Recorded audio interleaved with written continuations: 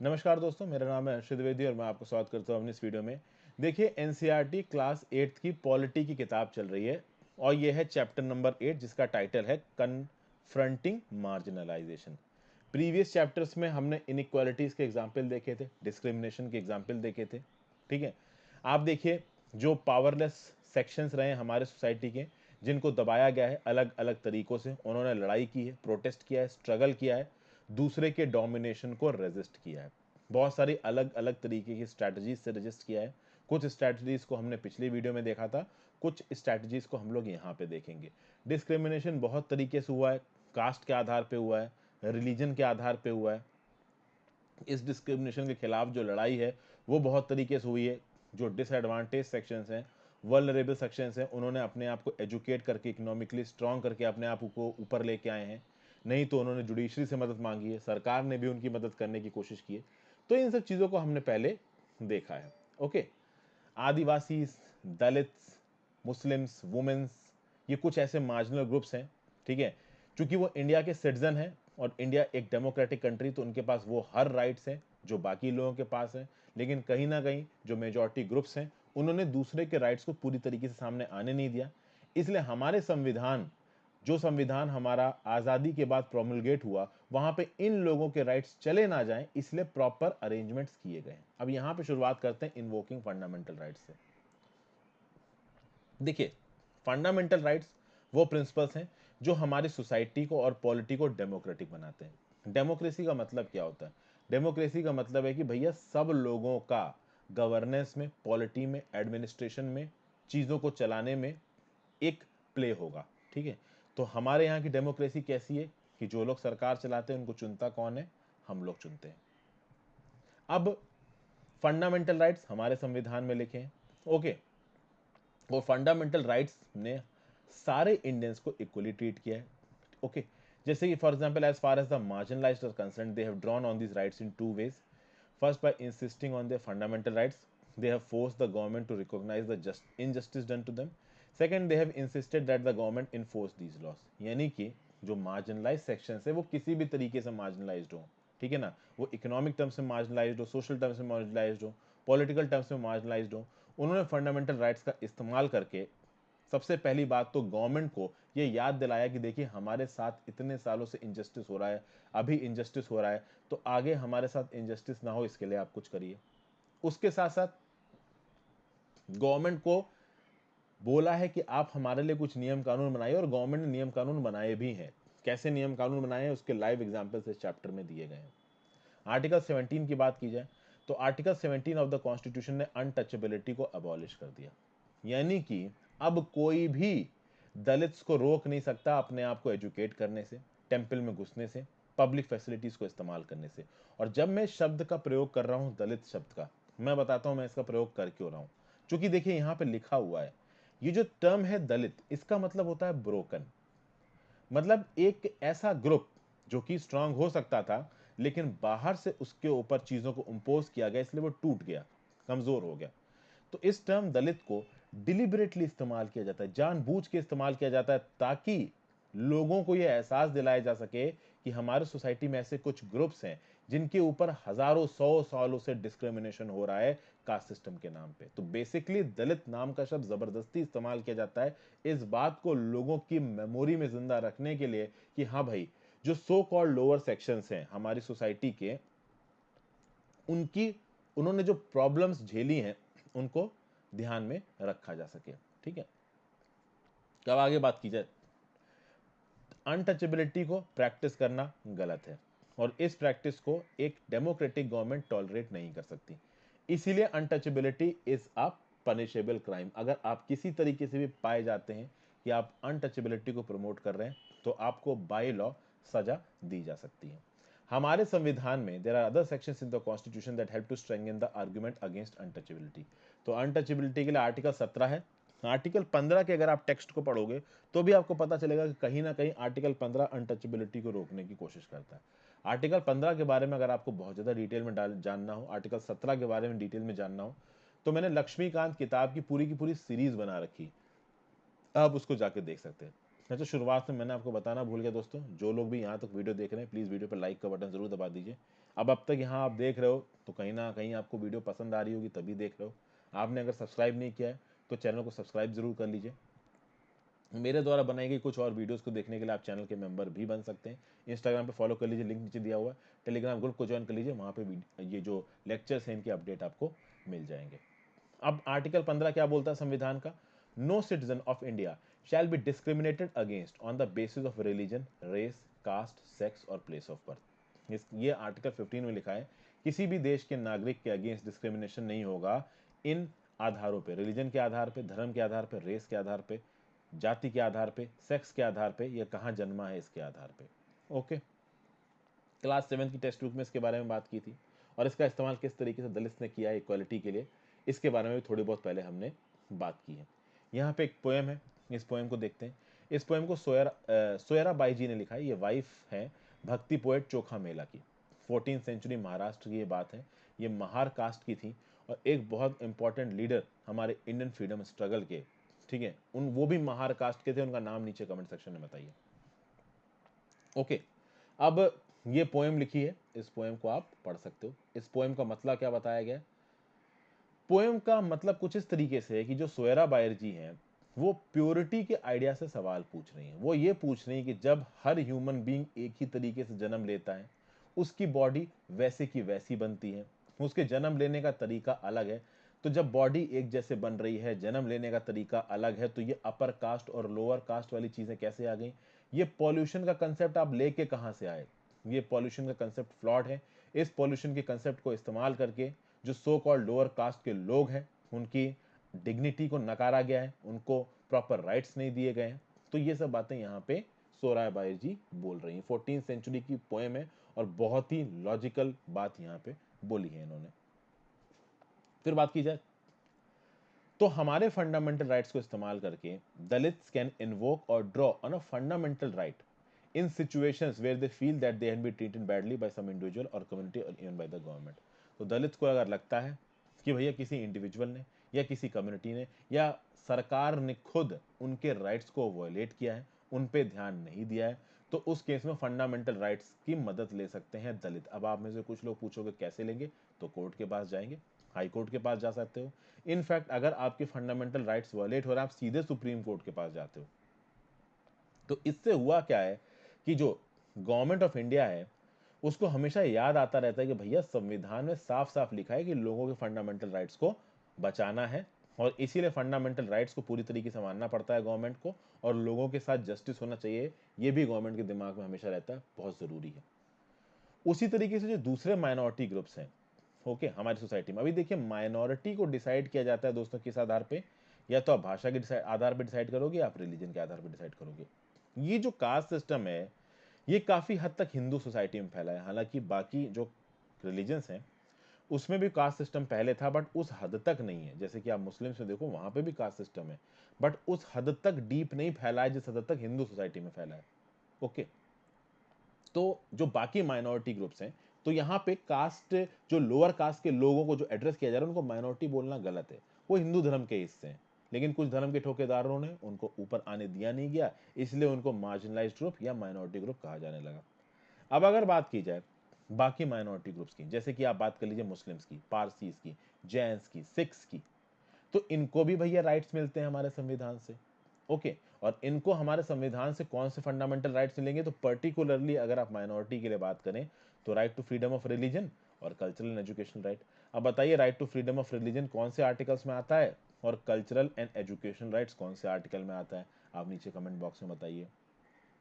तो देखिए मुस्लिम्स और पारसीज के पास इन फंडामेंटल राइट्स के अंदर ये ताकत है कि जिस तरीके का इनका रिलीजन है, इनका जिस तरीके का भी कल्चर है, उस कल्चर को कैसे प्रैक्टिस करना है। हालांकि ये जो प्रैक्टिस है वो जनरल इंटरेस्ट में होनी चाहिए, पब्लिक पीस को वो प्रैक्टिस तोड़नी नहीं चाहिए।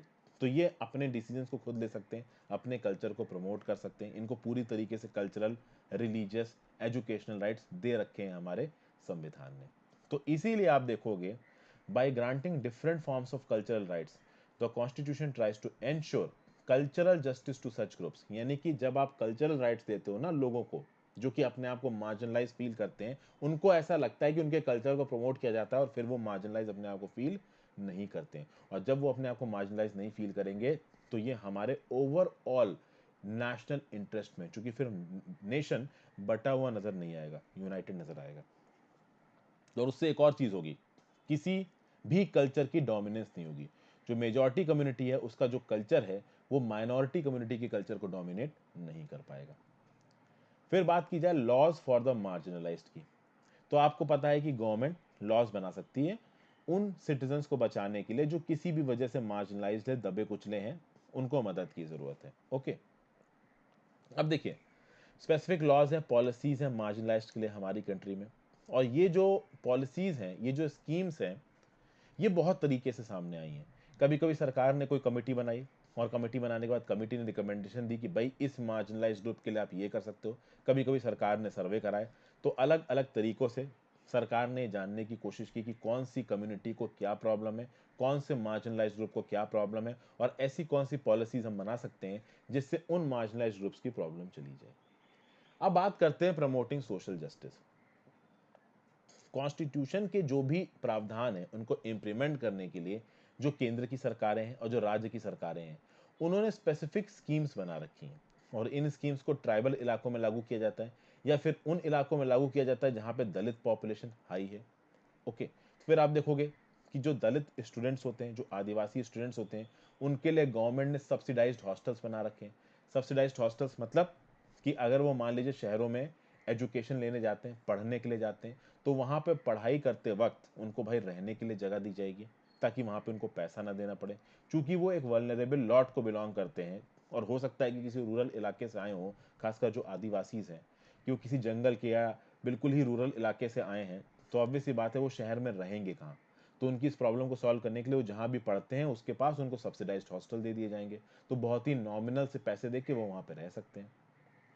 आप देखोगे जो मार्जिनलाइज्ड बच्चे हैं, जो सरकारी कॉलेजेस होते हैं, वहाँ पे सालाना उनको थोड़ी बहुत स्कॉलरशिप भी दी जाती है। तो इस तरीके की बहुत सारे प्रोविजंस चलाए गए हैं। ओके, फिर in addition to providing certain facilities, the government also operates through laws to ensure that concrete steps are taken to end equity in the system। वही बात है कि भैया इंश्योर करना है कि भैया जितना ज़्यादा हो सके उतना ज़्यादा इनइक्विटी को हटाओ और इक्वलिटी को लेके आओ। इसमें एक जो बहुत प्रोग्रेसिव चीज़ है वो है रिजर्वेशन पॉलिसी। ये कहीं ना कहीं काफ़ी ज़रूरी थी दोस्तों। ठीक है, शुरुआत में जब देश आज़ाद हुआ, एक लॉट था जो बहुत ज़्यादा पिछड़ा था, एक लॉट था जो पिछड़ा नहीं था। हालांकि हमारा देश इतना बड़ा है दोस्तों, इतनी ज़्यादा कल्चरल डाइवर्सिटी है, लैंग्वेज लिंग्विस्टिक डाइवर्सिटी है, और जिस तरीके से इकॉनमी बदल रही है आज के समय पे, ठीक है, गवर्नमेंट के लिए ये भी एक बहुत बड़ा चैलेंज हो गया है कि जो पिछड़ा वाला लॉट है उसमें एग्जैक्टली क्या आता है। तो आप देखिए कि भाई इकोनॉमिकली वीकर सेक्शंस के रिजर्वेशन रखा गया है 10% का। आपने रिसेंटली सुना होगा कि कुछ ऐसी बातें हो रही हैं कि जो आपका रिजर्वेशन पॉलिसी है एससी कैटेगरी में, एसटी कैटेगरी में, वहाँ पे कुछ आप कह सकते हैं कि लेयर्स बनाई जा सकती हैं। मतलब जो स्टेट गवर्नमेंट है शायद उनको बहुत ही जल्दी ये लीवे दिया जाएगा कि जो रिजर्व्ड कैटेगरीज हैं, जैसे कि एससी एसटी की बात की जाए जिनको रिजर्वेशन का फायदा दिया गया है, उसमें भी कास्ट सेग्रीगेशन किया जा सकता है कि हाँ भाई जो ज़्यादा डिसएडवांटेज कास्ट है उनको आप थोड़ा प्रेफरेंस दोगे रिजर्वेशन में, जो डिसएडवांटेज नहीं है उनको नहीं दोगे। तो इस तरीके की चीज़ें आज की डेट में चल रही हैं। हालांकि बात की जाए रिजर्वेशन पॉलिसी की, तो यहाँ पे एजुकेशन में और गवर्नमेंट जॉब्स में कुछ सीटों को रिजर्व किया गया दलित और आदिवासी के लिए। ऑब्वियसली जब हमारा देश आज़ाद हुआ था, सेंचुरीज तक ये जो सेक्शंस थे सोसाइटी को, उनको दबाया गया था, काफ़ी परेशान थे, इनको अपॉर्चुनिटीज़ नहीं दी गई सीखने के लिए, काम करने की फ्रीडम नहीं दी गई। तो कहीं ना कहीं इनकी मदद करना बहुत ज़रूरी था, क्योंकि अगर उस समय पे इक्वलिटी आप ले आते तो इक्वलिटी कैसे करोगे? एक आदमी बिल्कुल ही अमीर है, रिच है, एक बिल्कुल ही गरीब है, और फिर आप एकदम से इन दोनों को एक इक्वल पायदान पे ले आओ कि हाँ भाई आज़ादी हो गया अब दोनों इक्वल, तो इक्वल थोड़ी ना होंगे। जो अमीर है, जो एडवांटेज है, वो डिसएडवांटेज को कैसे ना कैसे करके दबा ही देगा। तो इस डिसएडवांटेज को कुछ एक्स्ट्रा एडवांटेज देना पड़ेगा ताकि वो एडवांटेज वाले के पार आ सके। इसलिए रिजर्वेशन पॉलिसी जैसी चीजों को शुरू किया गया। ओके, फिर यहाँ लिखा हुआ है how does this reservation policy work. तो government across India have their own list of scheduled caste और Dalit, scheduled tribes and backward and most backward classes। देखिए सेंट्रल गवर्नमेंट और स्टेट गवर्नमेंट के पास अपने अपने कास्ट की लिस्ट होती है।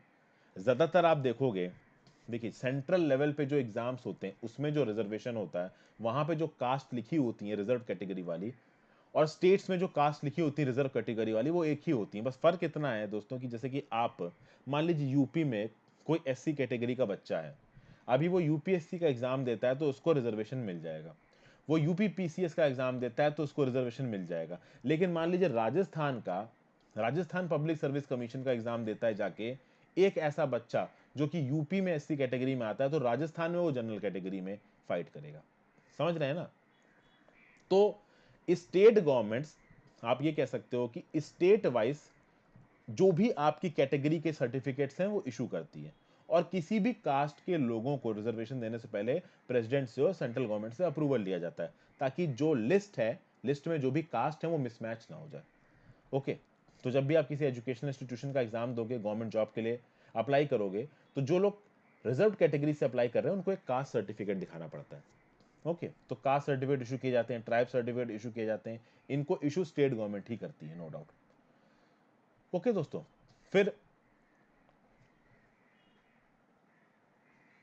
बात की जाए, ये जो कॉम्पिटिटिव एग्जाम्स होते हैं प्रोफेशनल एजुकेशन की, जैसे मेडिकल कॉलेजेस के एग्जाम हो गए, तो वहां पे कट ऑफ मार्क्स का सीन होता है। ठीक है, तो अभी इस कट ऑफ मार्क्स में ऑब्वियसली जो बच्चा पिछड़ा हुआ है वो compete नहीं कर पाएगा, तो कहीं ना कहीं उसके लिए कट ऑफ मार्क्स की रिक्वायरमेंट्स को थोड़ा कम किया जाए, उसकी एलिजिबिलिटी को रिक्वायरमेंट्स को थोड़ा कम किया जाए। तो एडमिशन के लिए जो क्वालिफिकेशंस होती हैं वो भी थोड़ी रिलैक्स करके दी जाती हैं, जो दलित बच्चे होते हैं, जो ट्राइबल बच्चे होते हैं उनके लिए। फिर गवर्नमेंट कुछ स्पेशल स्कॉलरशिप्स भी देती है इन बच्चों को। ओके, 9th की पॉलिटिकल साइंस की टेक्स्ट बुक में इसके बारे में हम लोग कुछ और बात करेंगे। अब आगे चलते हैं, यहाँ पे कबीर साहब का एक छोटा सा स्टेटमेंट दे रखा है। कबीर की पोएम हम सबने पढ़ी है, 15वीं शताब्दी के पोएट थे, जुलाहे थे, ये वीवर थे। ओके, भक्ति ट्रेडिशन को बिलोंग करते थे, बहुत सी पोएम्स लिखी इन्होंने। अपनी पोएम में प्यार की बातें करते थे, एक सुप्रीम बीइंग की बात करते थे जहां पे कोई रिचुअल नहीं, कोई प्रीस्ट नहीं।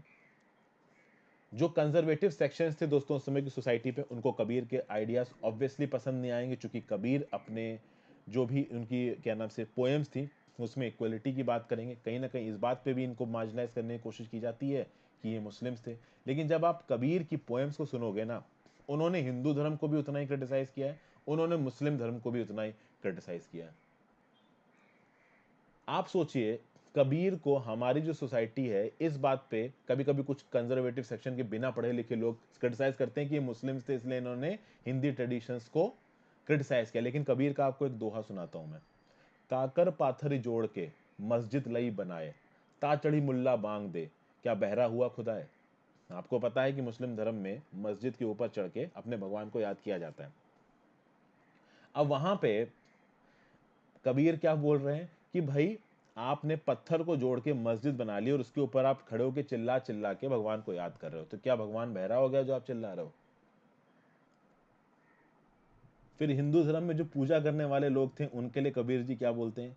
माला फेरत जुग भया, फिरा न मन का फेर, कर का मन का डार के, मन का फेर। मतलब कि उस समय पे जो हिंदू धर्म में जो लोग पूजा करते थे वो माला लेके उसको फेरते रहते थे और भगवान का नाम जपते रहते थे।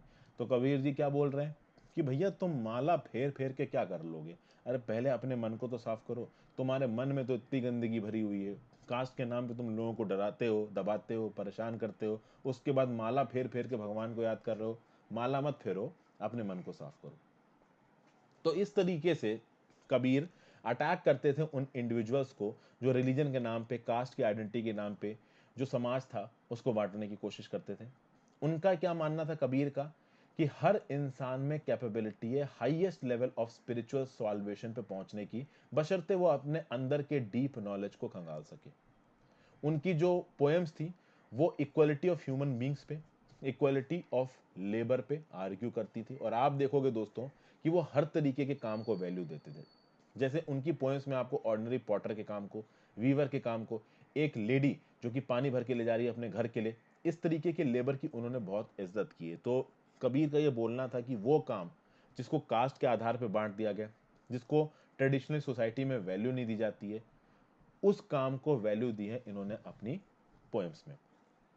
ओके, तो ये सब बातें दोस्तों कबीर जी ने बोली। कबीर जी की तो बात ही अलग है, इनके तो ऊपर जितनी भी आप थीसिस कर लो वो कम है। आगे चलते हैं, protecting the rights of Dalits and Adivasis. Okay, तो फिर in addition to policies our country also has specific laws that guard against the discrimination and exploitation of marginalized community। तो marginalized communities को बचाने के लिए हमारे यहाँ पे लॉस के साथ साथ कुछ और पॉलिसीज भी है, मतलब कि ओवरऑल पॉलिसी भी बनाई गई है और कई सारे नियम कानून भी बनाए गए। एक केस यहाँ पे डिस्कस किया है जिसके बेसिस पे ये दिखाया गया है कि कैसे दलित्स को एक्सप्लॉइट किया जाता है और कैसे उन्होंने उसके अगेंस्ट आवाज उठाई है। एक विलेज है जकमलगुर नाम का। जकमलगुर नाम के जो विलेजर्स हैं एक बड़े फेस्टिवल की तैयारी कर रहे हैं। ये फेस्टिवल 5 साल में एक बार आता है। उनकी लोकल डीटी को ऑनर किया जाता है और भैया आसपास के 20 गांव से जो प्रीस्ट हैं वो इस 5 दिन के इवेंट को अटेंड करने के लिए आते हैं। अब इसमें एक प्रॉब्लम है, इसमें एक सेरेमनी है जिसमें जो दलित कम्युनिटी का बंदा है वो प्रीस्ट के इन पंडों के पैर को धोएगा और उस पैर को धोने के बाद जो पानी आएगा ना उस पानी से वो नहाएगा। जैसे ये पंडे तो सीधे सीधे भगवान ही उतर आए, अपने पैर धुलवा रहे हैं, ठीक है ना, सारा ठेका तो इन्होंने उठा रखा था। चलो कोई नहीं। अब भैया हजारों साल से चल रही होगी ये प्रथा वहां पे। जकमलगुर में जो पर्सन इसको परफॉर्म करता था वो रतनाम फैमिली का था। अभी रतनाम फैमिली में जो पर्सन इस बार उसको परफॉर्म करने वाला था उसके फादर ने भी इस चीज को परफॉर्म किया था, उसके ग्रैंडफादर ने भी इस चीज को परफॉर्म किया था। और उसके बावजूद भी, ये करने के बावजूद भी, ना कभी उसके फादर को टेंपल में एंट्री मिली और ना ग्रैंडफादर को एंट्री मिली। अब बात ये आई कि रतनाम, ये एक्चुअली में रतनाम की बात हो रही, रतनाम्स फैमिली है, तो रतनाम को इस बार ये काम करना था। यानी डीटीज के प्रीस्ट के, सॉरी डीटी तो गलत बोल दिया, प्रीस्ट के, डीटी के तो चलो पैर धोते हैं, ये लोग धर्म में माना ही जाता है, भगवान की पूजा करते ही हैं, ठीक है। लेकिन प्रीस्ट के, पंडों के जो आदमी उनके पैर धो के नहाओ, तो भैया रतनाम के फादर ने किया, ग्रैंडफादर ने किया, रतनाम ने मना कर दिया। रतनाम 20 साल का था, इंजीनियरिंग पढ़ रहा था, मॉडर्न वेज ऑफ थिंकिंग थी जो कि सही भी है। उसने बोला कि ये दकियानुसी ख्यालात मैं नहीं मानता, मैं नहीं करूंगा। अब उसने बोला कि मेरा इसमें भरोसा नहीं है। जब उसने बोला तो उसके अगेंस्ट बैकलैश आया, उसके फैमिली मेंबर्स भी उसके अगेंस्ट बैकलैश करने लगे, जो उसके कास्ट के लोग थे जो आसपास रहते थे वो भी बैकलैश करने लगे, और जो हाई कास्ट थी वो तो बैकलैश करेंगी। तो पावरफुल कास्ट तो नाराज होंगी उसकी विलेजेस में, उसकी फैमिली के कुछ लोग और उसकी कम्युनिटी के कुछ लोग भी नाराज हो गए। ये क्यों नाराज हो गए? क्योंकि कहीं ना कहीं ये इकोनॉमिकली डिपेंडेंट थे पावरफुल कास्ट में। हुआ ये कि ये जो, मतलब उसके कम्युनिटी के लोग थे वो डेली वेज लेबरर्स की तरह, ये जो डोमिनेंट कास्ट थी उनके फील्ड्स में काम करते थे, दिहाड़ी मजदूरी करते थे। इनको लगा कि अगर ये अपर कास्ट के लोग नाराज हो गए तो ये भैया हमें दिहाड़ी मजदूरी देना बंद कर देंगे, फिर हमारा घर का खर्चा कैसे चलेगा। एक ऐसी फैमिली जो दिन का खाना खाना जिसके लिए मुश्किल है, उसके लिए तो सबसे बड़ा कंसर्न होता है कि अपने घर का खाना चलाना। उसके बाद जो पावरफुल कास्ट थी उनको लगने लगा कि एक छोटे से जरा से लड़के में इतना दम कि हमें मना कर दे। तो इस तरीके की चीजें होने लगी और रतनाम की फैमिली को बॉयकॉट शुरू होगा। अच्छा, रतनाम का लॉजिक क्या था? रतनाम का लॉजिक ये है कि आज तक इस टेम्पल में किसी भी दलित की एंट्री नहीं हुई, तो जब टेम्पल में किसी दलित की एंट्री नहीं हुई तो डीटी कैसे नाराज हो गया? एक्चुअली में हुआ ये कि जरा रतनाम ने ये पैर धोने वाली प्रथा करने से मना कर दिया, तो बहुत सारे लॉजिक क्या देने लगे लोग कि भैया भगवान नाराज हो जाएंगी, जो लोकल डीटी है वो नाराज हो जाएगी, और चूंकि लोकल डीटी नाराज हो जाएगी तो रतनाम के घर में प्रॉब्लम आएगी। रतनाम ने बोला कि जब हमारी कम्युनिटी की, यानी दलित कम्युनिटी के किसी भी एक पर्सन को आपने कभी टेंपल में घुसने ही नहीं दिया, तो डीटी कैसे नाराज हो जाएगी जब वो टेंपल में गए ही नहीं कभी। तो अब इस कहानी को हम लोग अगली बार कंटिन्यू करेंगे दोस्तों। यहाँ पे अभी इस कहानी को खत्म करते हैं। आई होप आपको वीडियो पसंद आई होगी। इस तरीके की जल्दी और वीडियोस लेके आऊंगा। Thank you for watching, have a great day.